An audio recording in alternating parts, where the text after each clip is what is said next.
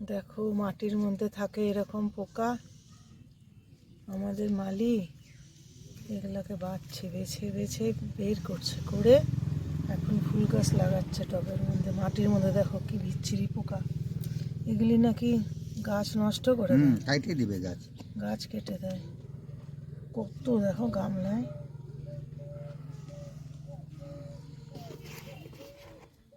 গিলগিল করছে একদম, ছি ঘৃণা লাগে। দেখো মালি ফুল গাছ শিলিগুড়ি থেকে নিয়ে আসছিলাম, মালি লাগাচ্ছে। দেখো কত মাটি টাটি সার টার দিয়ে লাগাচ্ছে, তো মাটিটাকে ভালো করে বেছে করছে। তার থেকে দেখো কি মাটি থেকে বের হলো এত পোকা, চিন্তা করো তো।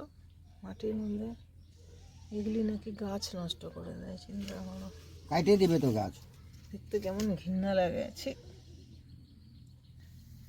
মালি এগুলো আবার হাত দিয়ে ধরছে, মালির কোনো ঘৃণা নাই। এটা ওর মধ্যে দিয়ে দিই নাকি, হ্যাঁ এই হ্যাঁ দুইটা মাটিতে দিব। হ্যাঁ,